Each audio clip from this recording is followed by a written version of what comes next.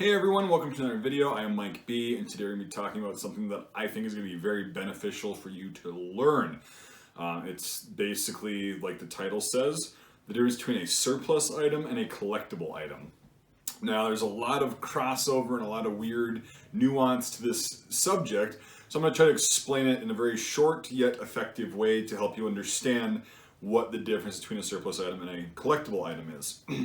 So a surplus item is something that a nation's military or police force, in this case we'll just say military surplus, but that encompasses police surplus as well, just for reference. A nation's military had a surplus, which if you don't know what surplus means, it's an overabundance, more than what you require, more than you ordered, more than what you need, something like that. A surplus is an excess. A surplus of or is now outdated an item, or is now outdated an item. So we'll get into some examples in a little bit. And usually these items are going to be around 10 to 30 years old, or if they were something that was used for a longer time, they may be older. So there's a bunch of, again, that's part of the nuance of this whole subject.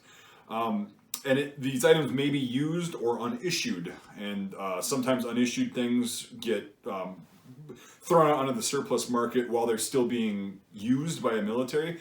So there's a bunch of really interesting things. You can get current issued stuff that's just surplus and they have to get rid of it for something, for some reason, and you can actually get currently issued items, which is pretty interesting. Sometimes they're brand new, sometimes they're used.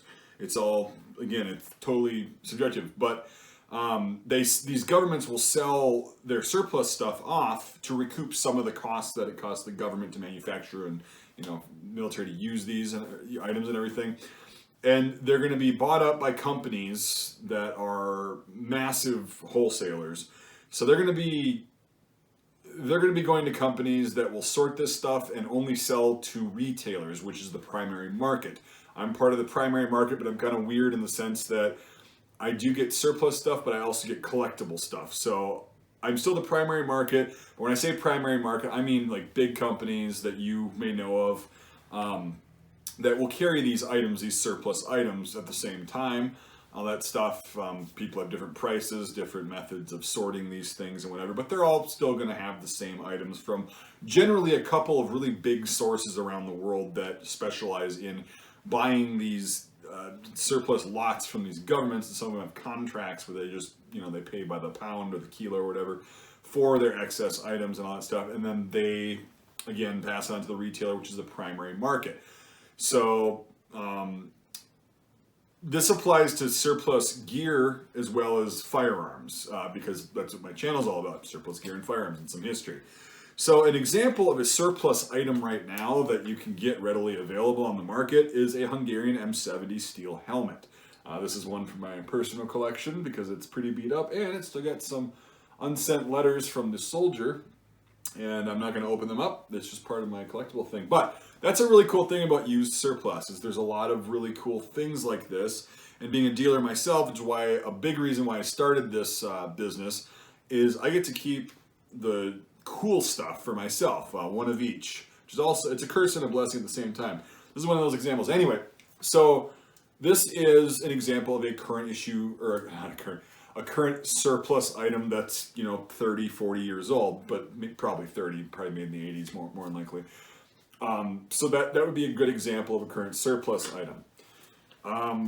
Another current surplus, firearms, right? So right now, in the month of November in 2020, the year of constant giving and blessings, these Carcano M1891 Cavalry Carbines are technically surplus. They're on the primary market, and they're very widely available. They're affordable. That's another thing, is surplus is going to be a lot more affordable than a collectible item, just most of the time, because collectability adds value, and we'll get into why that is in a second when we talk about what a collectible item is. So I'm going to give you some examples. So there's a surplus. This is police surplus, so the Spanish Star model BM in 9mm. A lot of people don't like these. I happen to love these things. I think they're very underrated, and I think people shit on them when they're not really familiar with them. They're cool. The magazines are kind of hard to get, but I'm trying to mitigate that. But this is an example of a surplus pistol right now. And again, this is something that I'm going to talk about at the end of the video. So why don't we just, we've got a Chinese Type 54 Tokarev pistol, which is currently a surplus item. all of these surplus firearms are very affordable at this point. So those are some examples of current surplus. I'm not going to bore you with more examples of stuff. I just kind of wanted to narrow it down and just give you kind of an example of things that you'll be able to see that are in a lot of primary market circles. Sorry. So now we're going to get into what a collectible item is, and we're going to kind of talk about the relationship between surplus and collectible, which you can probably already tell a few aspects of it, but we'll still talk about it. So it's no longer going to be on the primary market. So that's why I said my personal business is kind of weird, because things can be collectible, but I have them on my website, maybe in small lots or whatever, and I'm a primary market retailer. So I'm kind of other places, they're just going to get surplus. They're just going to deal in straight up surplus, or most surplus stores deal in airsoft stuff from China, but we're not going to get into that. Not pointing any fingers at anybody in particular, because it's most of the military surplus businesses that I've seen nowadays, which is another reason I started up mine. Anyway, I gotta stay on topic. I'm sorry if you're new to the channel. This is how I am. I'm very, very scatterbrained. Just trying to stay on topic. That's why I write notes down, because I've tried to film this video about 7 times, and I get so off track and so on different tangents that it ended up being almost 20 minutes when it doesn't have to be. So anyway, no longer on the surplus market, and they're no longer being produced. This can be true for surplus as well. Like, these haven't been produced since the late 1980s, but they're surplus right now because this just, the supply of them just got sold recently, and now they're available in the surplus market.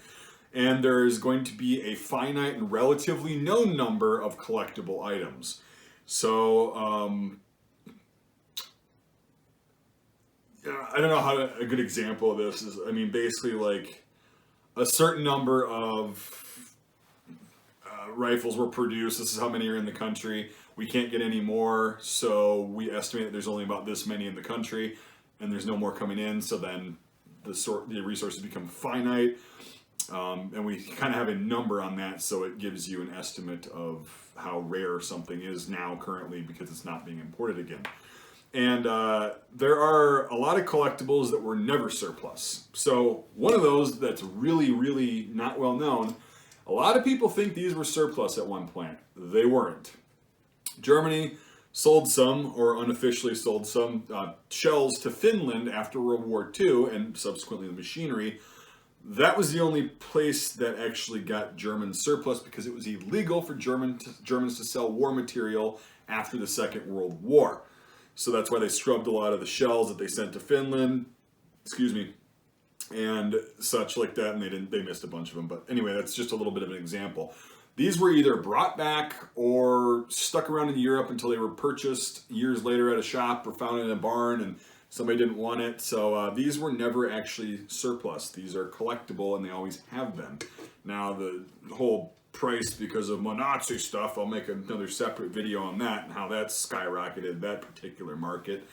But anyway, for this, again, I'm going to stay on track. I got these notes written down.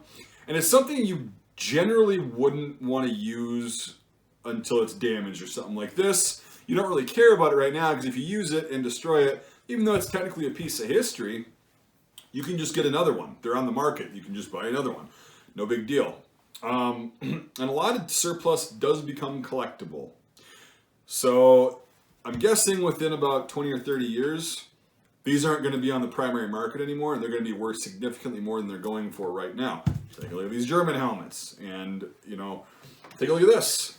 So just a few years ago, in probably your lifetime, these K98s, these German K98s, were surplus. They were being imported on the regular, and they were affordable. People had them. People cut them down to make sporting rifles because it was cheaper at the time than buying like a Remington 700 or a Winchester Model 70 or any other civilian thing. And so they were affordable, and it was like, okay, if you chop it up and you ruin it or something, guess what? You can just go out and get another one for $150. So that's an example of surplus that was surplus just not that long ago, and now they're collectible because they're not coming in the country anymore. They're not on the primary market. They're on the secondary market, which is individual private people selling things like on auction sites or whatever, or in collections, or just selling face to face. Who knows?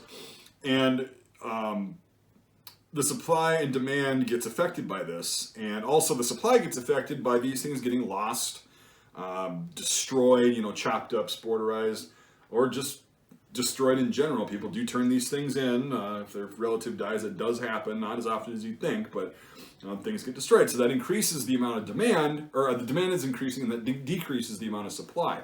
So that's another factor being a collectible item. Now, really cool point that also this point works in reverse. A collectible item can also become surplus if the right conditions are met. Example is, go back to this Chinese Type 54 Tokarev.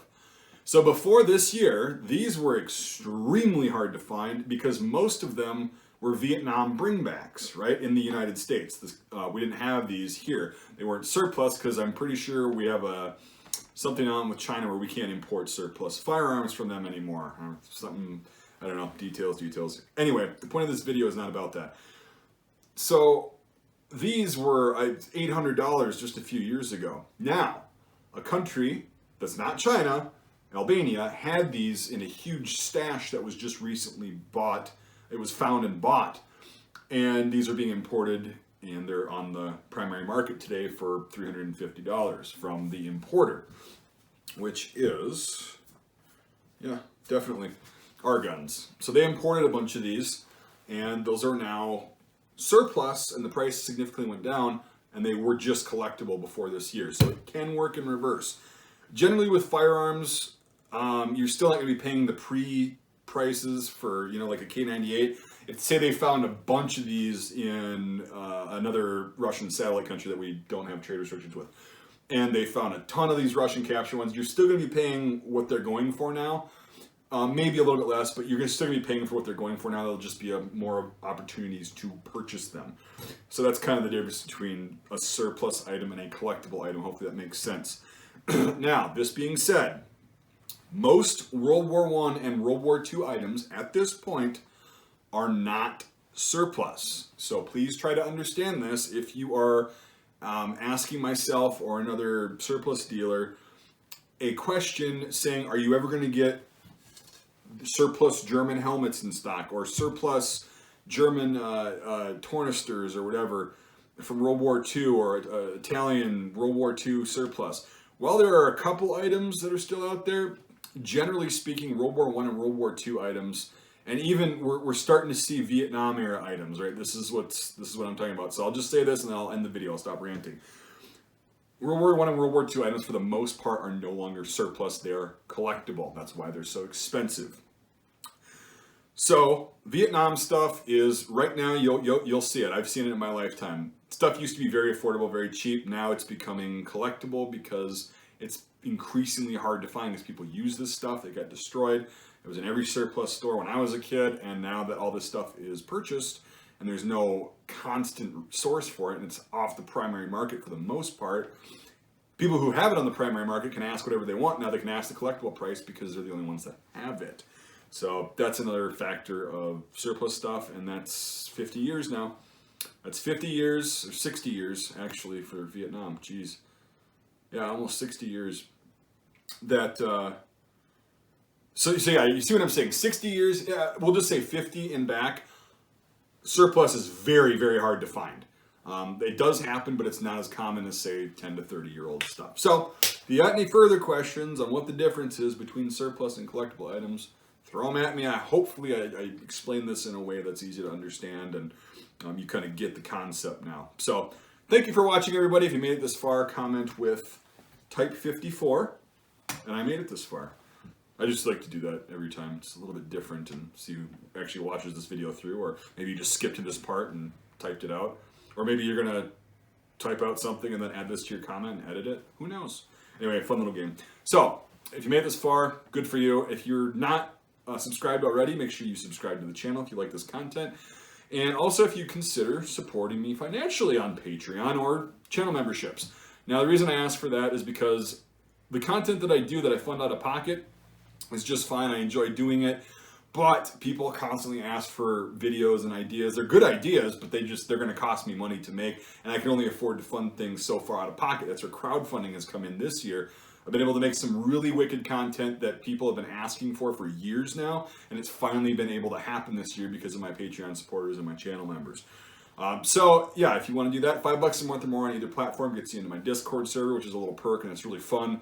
A lot of cool information there. It's a fun time too, doing some shit posting, but stuff like that. Now, if you can't support the channel financially, I totally get that. That's fine. I do appreciate you watching, and you can still support the channel by hitting the like button on this video, subscribing to my channel, and sharing this video if you think that this is good information and that it could help somebody that you might know that's just getting into the hobby or something, or even if they've been in the hobby for a while and they don't really get the concept of what surplus and collectible means.